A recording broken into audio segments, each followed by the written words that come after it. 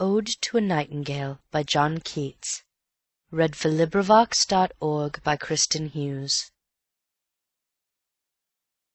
My heart aches, and a drowsy numbness pains my sense, as though of hemlock I had drunk, or emptied some dull opiate to the drains.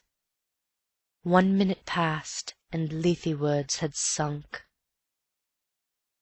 'Tis not through envy of thy happy lot, but being too happy in thine happiness, that thou, light-winged dryad of the trees, in some melodious plot of beechen green and shadows numberless, singest of summer in full-throated ease.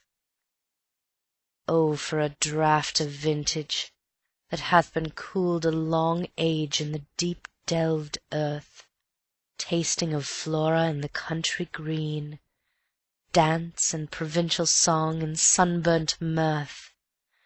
Oh, for a beaker full of the warm south, full of the true, the blush'd Hippocrene, with beaded bubbles winking at the brim, and purple-stained mouth, that I might drink and leave the world unseen, and with thee fade away into the forest dim, fade far away, dissolve, and quite forget what thou among the leaves hast never known, the weariness, the fever, and the fret, here where men sit and hear each other groan, where palsy shakes a few sad last grey hairs, where youth grows pale and spectre thin and dies, where but to think is to be full of sorrow and leaden-dyed despairs, where beauty cannot keep her lustrous eyes, or new love pine at them beyond tomorrow.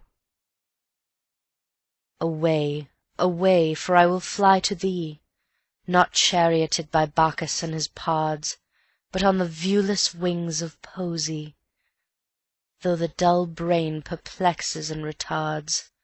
Already with thee, tender is the night, and haply the queen moon is on her throne, clustered around by all her starry fays.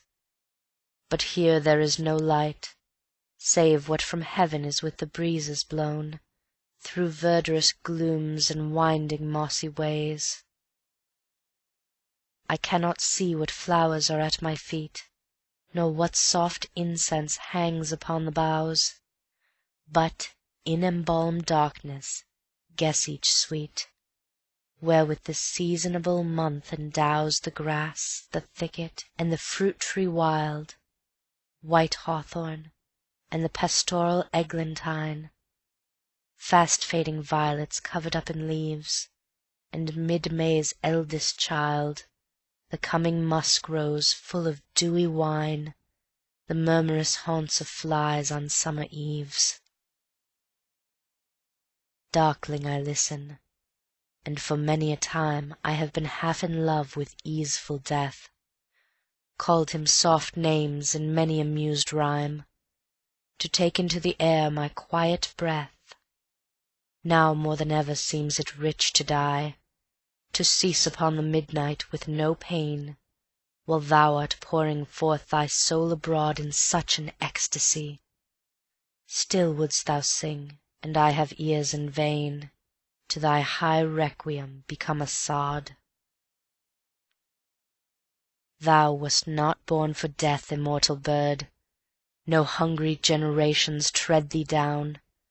The voice I hear this passing night was heard in ancient days by emperor and clown, perhaps the selfsame song that found a path through the sad heart of Ruth, when sick for home she stood in tears amid the alien corn, the same that oft times hath charmed magic casements, opening on the foam of perilous seas in fairy lands forlorn.